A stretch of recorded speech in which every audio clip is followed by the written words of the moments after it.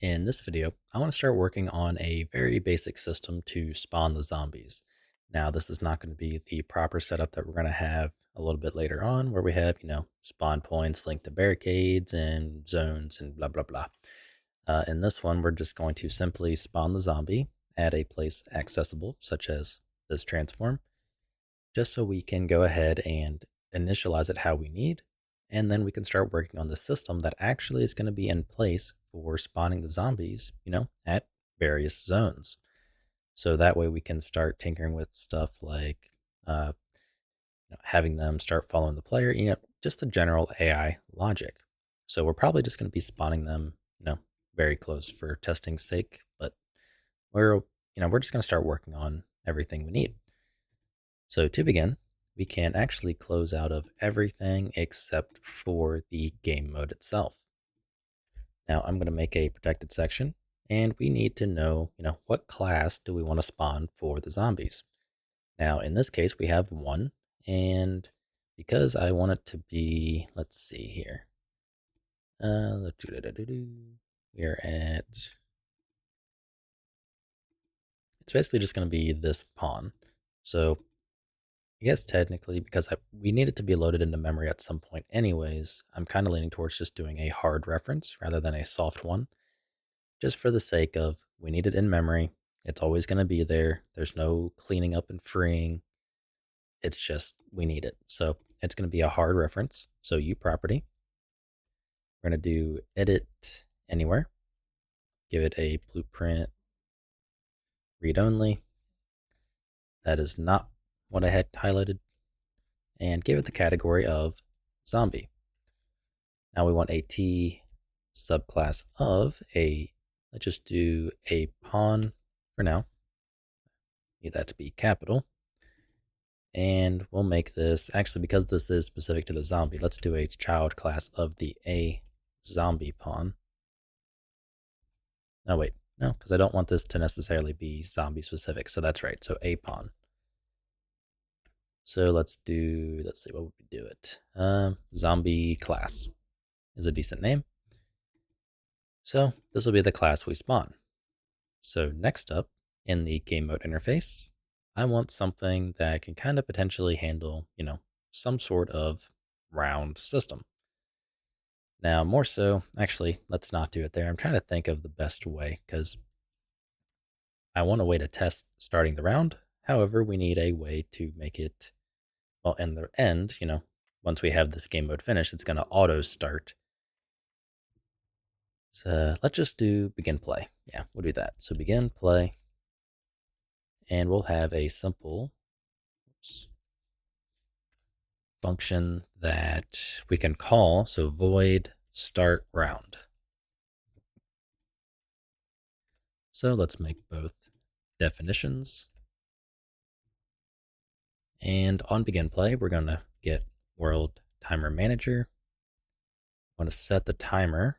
So let's make a new timer handle. So F timer handle, I'll do ttemp for the name. This for the object, and the function, which is a zombies game mode start round.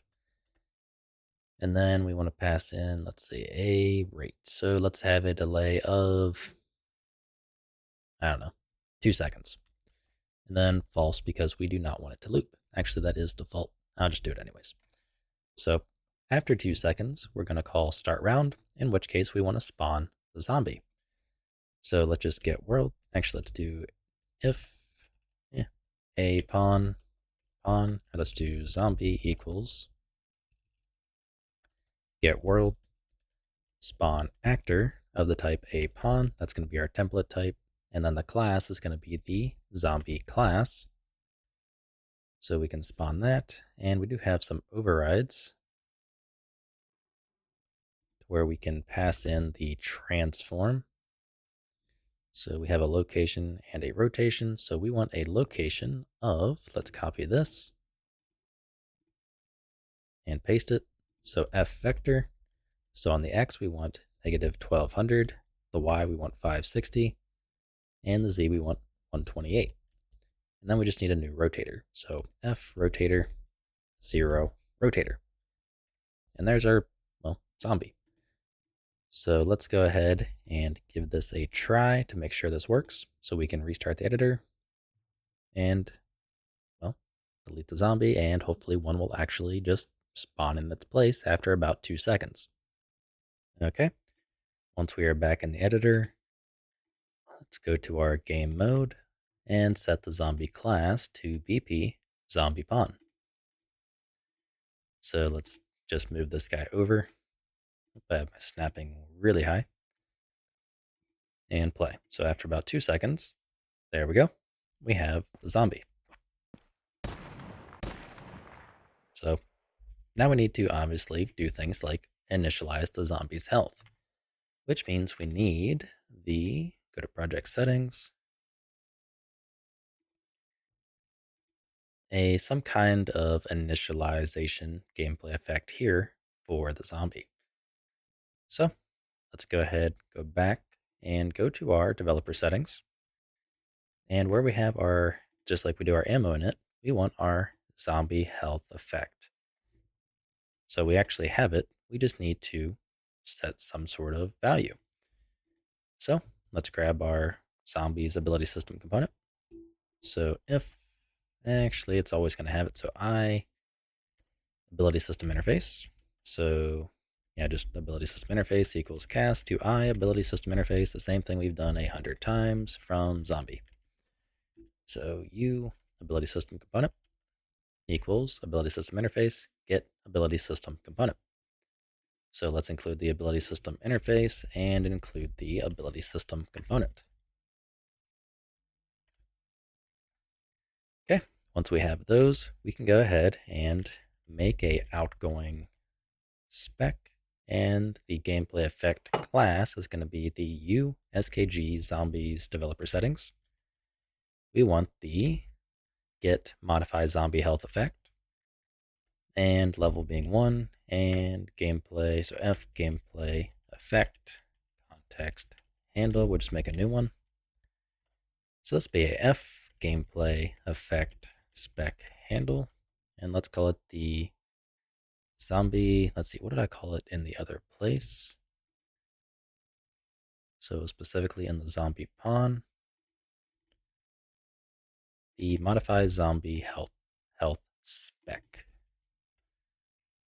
So now that we have that, we can go ahead and grab our ability system component and apply a gameplay effect spec to self, which is going to be our dereferenced modify zombie health spec dot data.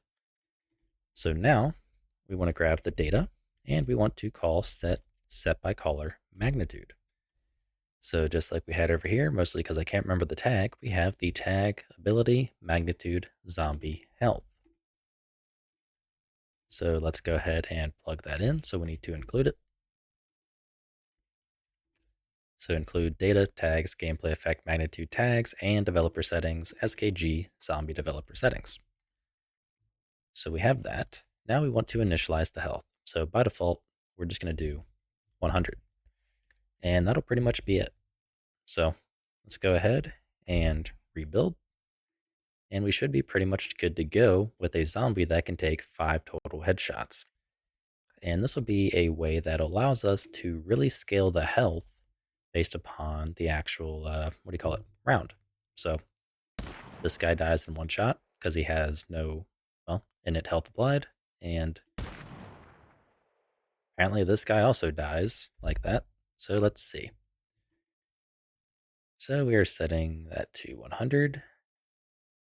We are in fact applying it. Let's go to, not the zombie pawn, we want the effect. So modify zombie health. And for some weird reason, it's doing it again where it removes the health attribute. So let's compile and save. And same thing. This guy dies in 1 shot. However, 1, 2, 3, 4, 5. This guy took 5 shots because, well, he has a initial health of 100. So this will allow us to really scale the health with the rounds because it's a very simple formula. I just can't remember it off the top of my head, but I did write it down for the math that they use to basically, well, scale the health of the zombie per round. Okay, so now that we have that in place, I'm going to go ahead and call the video, well, end the video here because we are in a good spot to where we can start working on some kind of just, simple spawning system. So, with that out of the way, I will see you in the next video. If you like what I'm doing and you want to help support me, you can find a link to my Patreon in the description below, where you can also get early access to this entire series.